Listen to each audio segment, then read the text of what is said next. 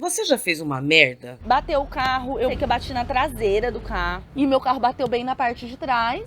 E a maior merda que você nem imagina que seria capaz de protagonizar?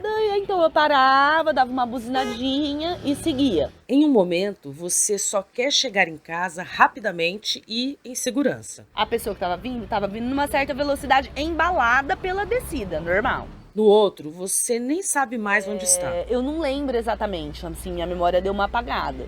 Num dia, você é uma jovem universitária de 19 anos. Eu morava em São Paulo na época, mas No outro, a sua única preocupação é com uma pessoa que você nunca viu e jamais vai conhecer. Graziela Vissotti era o nome dela. E aí eu gosto de falar o nome porque eu acho que é um jeito de honrar, né, a vida dela e tal. Tem quem faça a grande merda da vida e prefira esconder, esquecer, ignorar. E tem quem encara o touro de frente, assume literalmente os seus BOs e conta uma passagem ruim da sua vida em um podcast. Não é a história que importa, é o jeito que a gente conta a história. Ou que a gente vive essa história.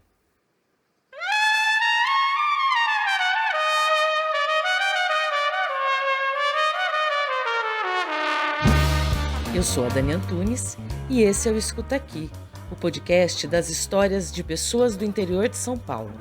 Neste, você vai conhecer a Fabi Marques, que é jornalista, sonha em ser escritora e se envolveu em um trágico acidente de trânsito que abriu as portas para uma nova forma de ver o mundo.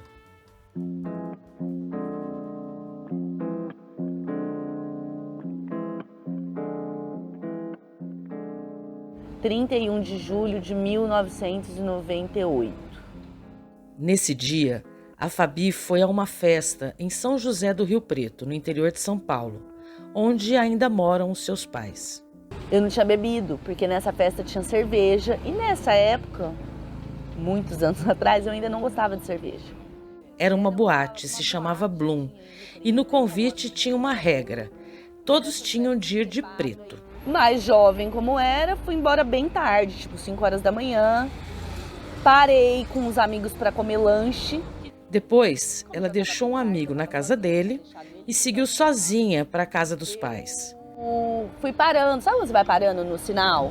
O sinal tá vermelho, mas de madrugada você não quer ficar parada. E então eu parava, dava uma buzinadinha e seguia. Percorrendo cerca de 4 quilômetros da Avenida Badibacite, uma das principais vias da cidade. Eu atravessei praticamente a Badibacite inteira. Ela chegava na esquina, reduzia a velocidade, dava uma buzinadinha, esticava o pescoço procurando ver se tinha alguém ali e seguia.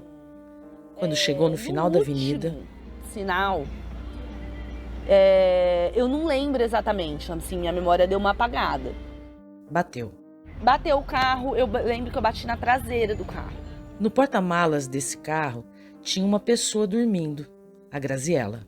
Mas os relatos são de que eu passei no vermelho e dessa vez sem dar essa paradinha. Parece que eu passei direto mesmo, sabe? Aquela autoconfiança perigosa. Parece que cheguei em casa, todos os outros sinais que eu passei não tinha gente. Então, não sei, devo ter dado uma desligada e era uma descida. Cruzava com uma rua que era uma descida. Então, a pessoa que tava vindo numa certa velocidade, embalada pela descida, normal. O porta-malas do carro onde a Graziela estava era aberto, do tipo que antigamente a gente chamava de chiqueirinho, sabe?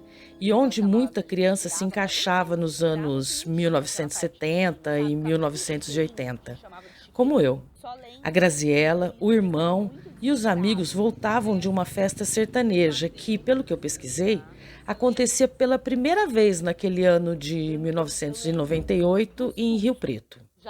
Depois da colisão, a Fabi desceu do carro. Só lembro do motorista descendo muito desesperado. E ele só ficava falando, minha irmã, minha irmã, minha irmã.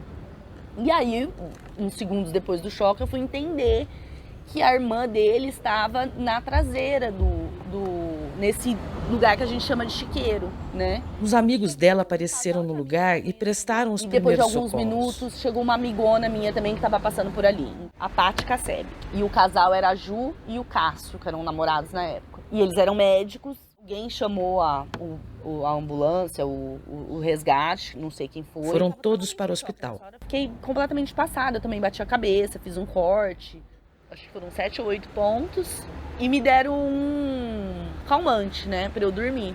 Então eu dormi, só que eu lembro que eu dormia e acordava, e toda vez que eu acordava eu perguntava da menina, eu não sabia o nome dela na época, né, então eu falava, e a menina, e a menina? Aí alguém me respondia, não, tá no hospital, não sei o que era. Eu lembro que eu fui dormir pensando nisso, acordei pensando nisso, acho que eu tava muito com intuição de que o negócio ia dar ruim. E deu. Em determinado momento eu acordei mais de manhã, umas horas depois. Sei que entrou gente, foi gente me visitar. E eu comecei a perceber que tava estranho. Falei, que esse povo tá me visitando? Nem tô tão machucada assim, né? Lá pelas tantas entraram o pai dela e que a um tio. notícia ia ser ruim. Não sei porquê, mas eu falei, se fosse boa, não ia vir o meu pai amparado pelo tio Toco. E aí os dois vieram e falaram que a Graziella não tinha resistido, tinha morrido. Fiquei arrasada, né, gente? Porque você ser responsável... A menina tinha 21 anos. A Fabi, 19. Então era uma coisa muito próxima, né? Então eu fiz essa transferência e tal, aí fiquei super traumatizada no dia, foi super ruim. Depois de algum tempo, começou a fase judicial. Quando tem uma morte, independente da família querer ou não, existe um processo por homicídio, né? Então rolou o processo por homicídio culposo, que é quando você não tem a intenção de matar. E a Fabi foi condenada. E homicídio é um troço que pesa, né? No caso dela, foi culposo. E eu convidei um advogado para explicar isso melhor. Olá, meu nome é Daniel Ronde e eu sou advogado criminalista. O que é a diferença entre crime culposo e crime doloso? Em síntese, crime culposo é aquele praticado sem a intenção. A pessoa age de uma forma negligente, imprudente ou imperita. Ela não tinha a intenção de matar ninguém. Já o crime doloso é aquele que a pessoa age deliberadamente com uma intenção de atingir aquele resultado, de matar, ou ele assumiu a possibilidade daquele resultado acontecer numa conduta temerária que ele deveria ter. O fato de passar com o carro num sinal vermelho, desrespeitar uma regra de trânsito, colocou a Fabi na posição inimaginável de poder matar alguém. Apesar da sua única intenção ser a de chegar em casa logo e não ser assaltada. O acidente abriu um portal de dor e de traumas. E também fez surgir a oportunidade de se conectar com outras mulheres de forma harmônica, solidária e afetuosa. Mas antes de contar a parte 2 dessa história, escuta isso aqui. Esse episódio do Escuta Aqui faz parte da campanha hashtag O Podcast é Delas 2023, que dá voz a mulheres podcasters no Brasil. Se você também quer ter um podcast para chamar de seu, me chama no direct do Instagram no @escutaaquipod. Visite o site da campanha e o Instagram, @o podcast é delas, participe e conheça outros podcasts participantes.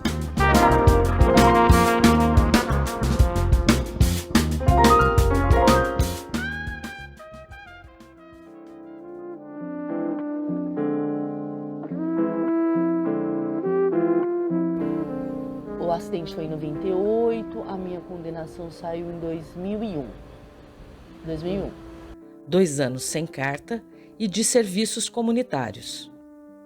E aquilo, como eu me sentia culpada, eu achava bom eu pagar de alguma forma, sabe assim? Então, assim, eu não tive revolta nenhuma de ser condenada. Foi até um tipo, não, eu vou pagar, né?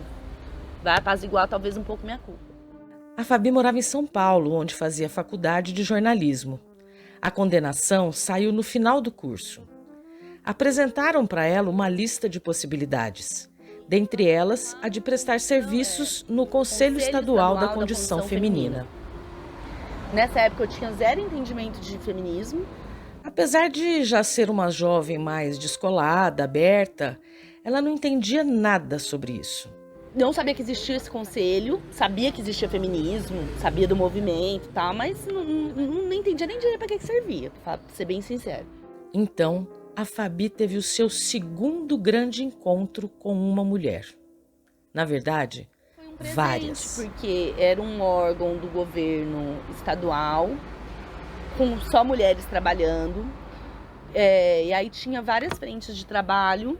Tinha alguma parte que era para atender mesmo mulheres em situação de violência doméstica e tal. Esse trabalho eu me envolvi muito pouco. Quando ela chegou lá, o pessoal do conselho queria converter em cartilha o conteúdo de um workshop sobre tráfico de mulheres. Estava tudo registrado em Trocentas mil fitas. para serem decupadas. Um serviço que todo jornalista sabe bem o que é. Quem faz podcasts como eu também. Tem que ouvir, ou no caso dela, assistir tudo. Marcar os minutos e transformar em texto. Foi o que a Fabi fez. Então eu passei o tempo inteiro que eu estava lá decupando essas fitas e transformando isso num material para alertar as pessoas sobre como é o tráfico de mulheres, como evitar e tal. Então foi uma experiência maravilhosa para mim, tanto como profissional, que era recém-formada e não tinha experiência nenhuma, quanto como mulher, né? Porque eu dei de cara com uma realidade que eu não sabia que existia e aí Esse trabalho também a fez se interessar pelo assunto.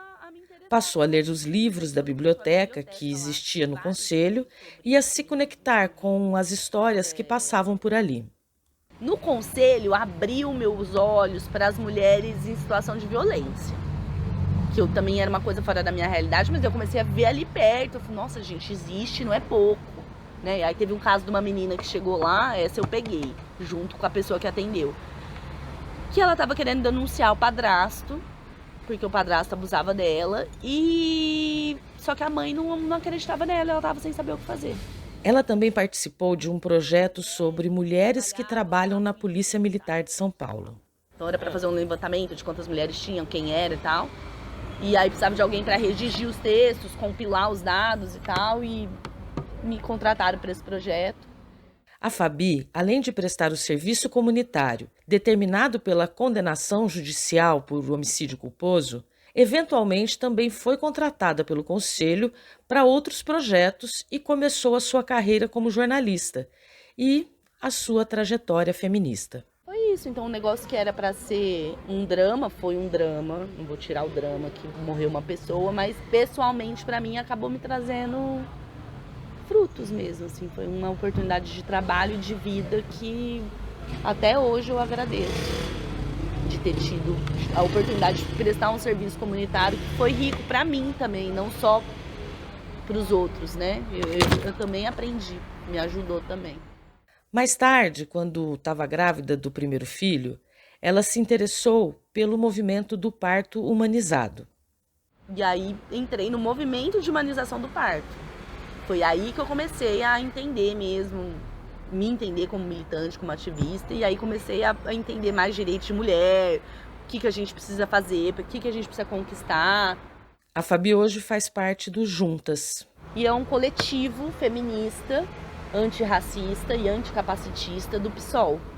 Se reúne com o objetivo de educar mulheres sobre o feminismo e tem umas ações dentro de 2 comunidades de Ribeirão, a comunidade Vila Nova União e Jockey. Então a gente vai lá, faz roda de conversa com as mulheres, tentando, né, abrir a mente das mulheres para entender melhor os seus direitos.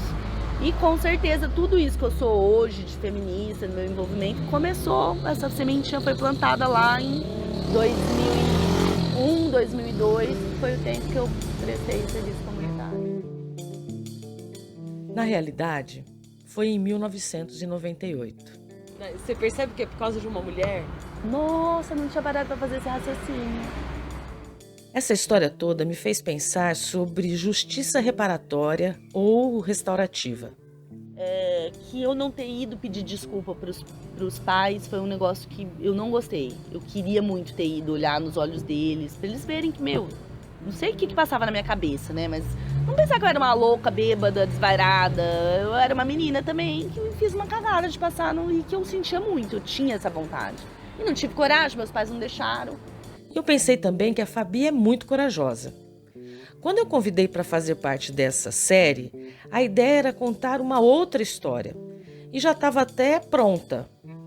Ela falou sobre outros trabalhos do início da carreira dela, mas aí, no meio do caminho para o Forró da Lua Cheia, que a gente foi junta em junho desse ano, ela me contou essa outra, que eu até já conhecia, mas sem todos esses detalhes.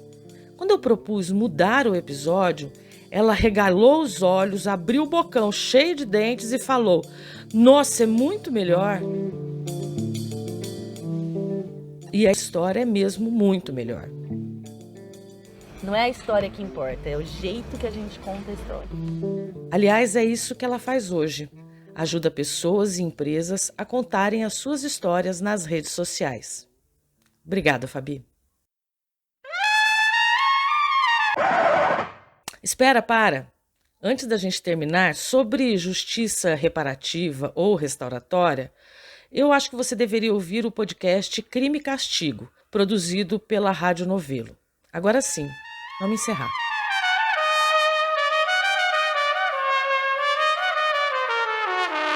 Esse episódio do Escuta Aqui faz parte de uma temporada que conta histórias de mulheres do interior de São Paulo. No próximo episódio, você vai conhecer a Selma, a advogada que, ao descobrir a traição do marido, se tornou sexóloga. Nas redes sociais, esse canal é o @escutaaquipod. Me segue lá. Tenho produzido um conteúdo com dicas de podcasts que você tem que ouvir e de como fazer um episódio como esse usando só recursos que você tem aí na sua casa.